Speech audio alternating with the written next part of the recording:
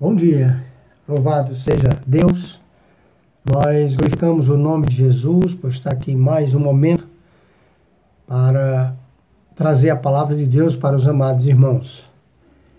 Então, nessa manhã nós vamos ler aqui o Salmo 117 e assim pensar um pouquinho na palavra de Deus.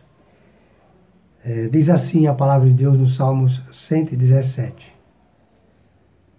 Louvai ao Senhor todas as nações, exaltai-o todos os povos, porque seu amor para conosco é grande, e a fidelidade do Senhor dura para sempre. Aleluia. Meus queridos, esses salmos são salmos pequenos, de um autor desconhecido, mas muito preciso. Nos ensina muita coisa, nos ensina a observar algumas coisas que de maneira bem prática eu vou tratar com os irmãos nessa manhã. A ideia aqui é justamente essa, né? É observar da palavra de Deus, tirar delas os ensinamentos necessários. Como eu disse, aqui é um salmos de um autor desconhecido, é um salmo pequeno, mas ele nos ensina algumas coisas interessantes. Eu gostaria de orar com os irmãos para depois pensarmos um pouquinho nesses salmos. Deus amado, Deus santo, Deus poderoso, muito obrigado, nós te louvamos, nós te agradecemos por essa manhã maravilhosa, nós te adoramos, ó Deus, na beleza da tua santidade, pedimos ao Senhor que nos abençoe, continue nos abençoando, continue, a Deus, recebendo o nosso louvor e a nossa adoração, pois nós oramos assim no nome precioso do teu Filho Jesus, que vive e reina para todo sempre. Amém. Então, antes de falar um pouquinho sobre esses Salmos 117, vamos falar um pouco sobre os Salmos, né? Os Salmos, eles passaram aí, segundo os historiadores, uma média de 700 anos para serem compilados, todos eles, né? Ele é datado de 1000 a 333 a.C., ou seja, 700 anos, quase 700 anos antes de Jesus, né? E esse salmo vai vir com uma precisão muito grande, nos falar o coração que Jesus, na verdade, é o elo que vai ligar todos os povos, que vai unir todos os povos, fazendo jus, inclusive, a esses salmos aqui. O primeiro ponto que ele traz aqui, que é bem lógico, bem visível aos nossos olhos, é que Deus deve ser louvado. O que nos leva a perguntar imediatamente, por quem? Por quê? Né?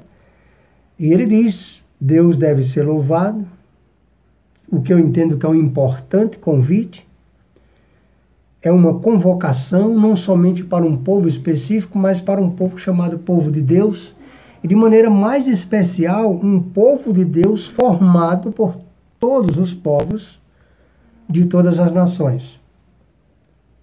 Porque é o que ele diz aqui, louvai ao Senhor todas as nações, exultai-o todos os povos. Então o povo de Deus é formado, nessa visão desses salmos, pelos povos de todas as nações. Então, 700 anos antes de Jesus, Deus já sabia que ele não seria adorado apenas pelos judeus. Ele seria adorado também pelos gentios. Ele seria adorado também por nós. Então, 700 anos antes, Deus deixou que esses salmos permanecessem na sua palavra, porque foi o Espírito Santo que inspirou, não é? É de autor desconhecido, assim, questão de nome, né? Mas a gente sabe que toda a Bíblia é inspirada por Deus. Então, esse cidadão foi inspirado para dizer que todos devem louvar ao Senhor. Todos quem? Seu povo. Formado por quem?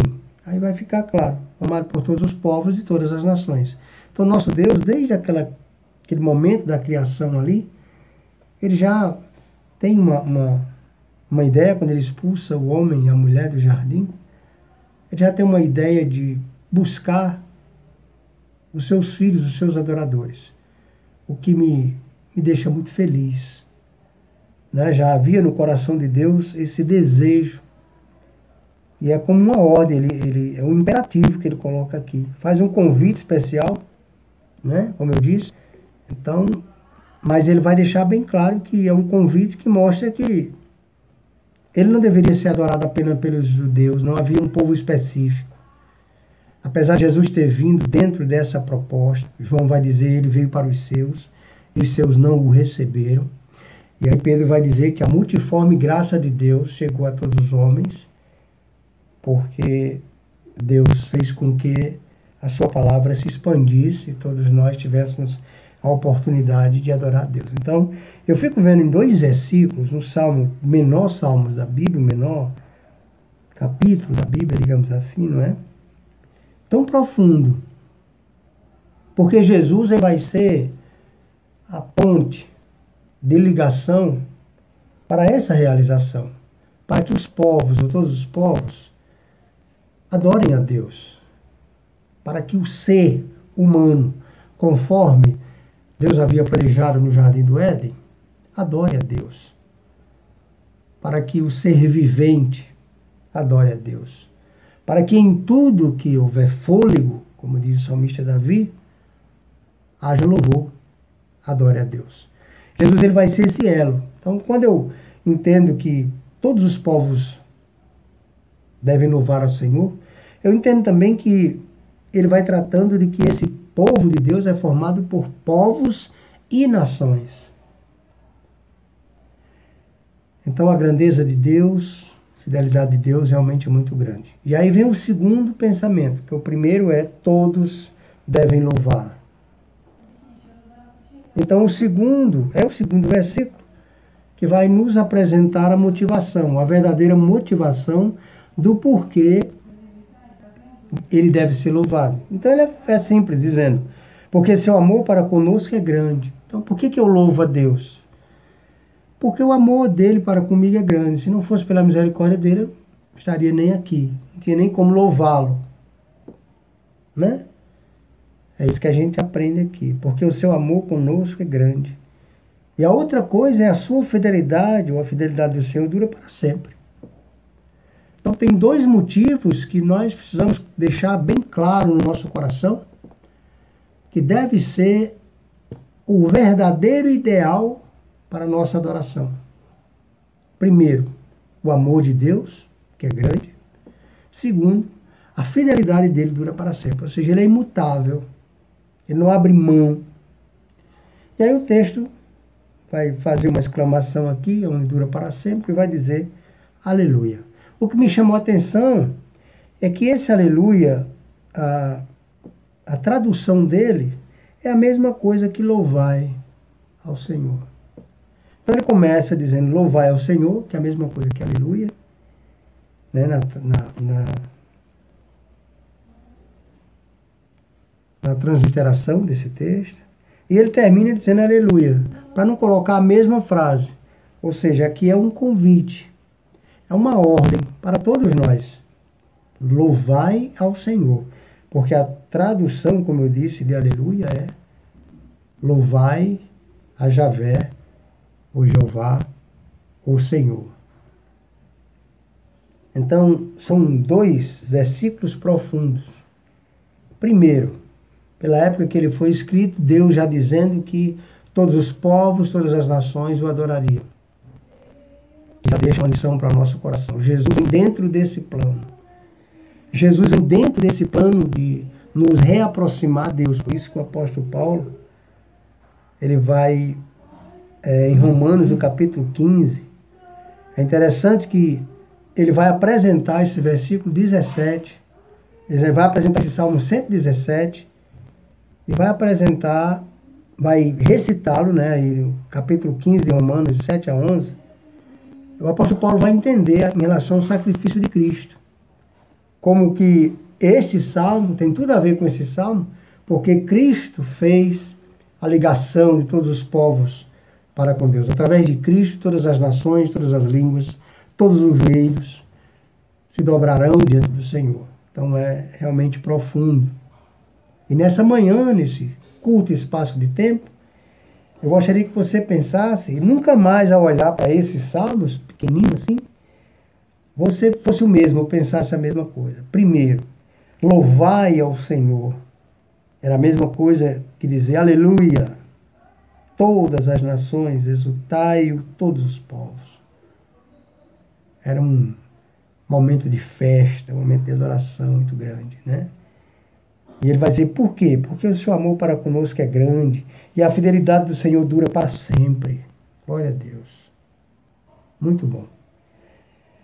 Por isso eu quero concluir minha palavra nessa manhã dizendo para os irmãos, como é bom olhar para a palavra de Deus de uma maneira tão simples, uma maneira boa.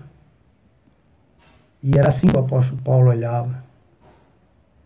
Porque eu entendo que esses salmos, ele é também um cântico profético.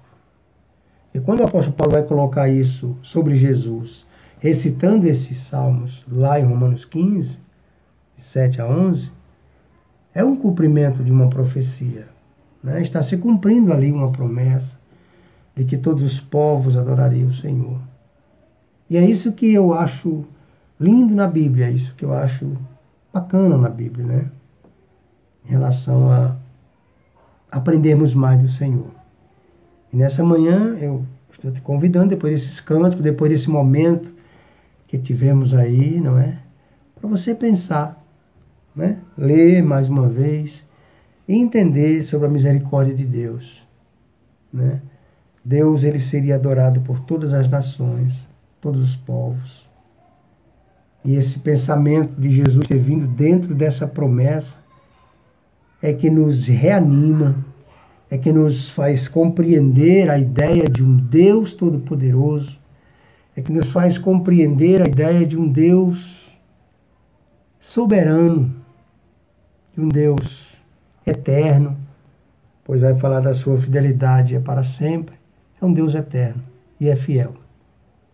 Que esse Deus eterno transforme as nossas vidas em todos os momentos que precisamos. Que a glória do nome de Jesus seja para conosco em todo o tempo. No nome de Jesus. Amém.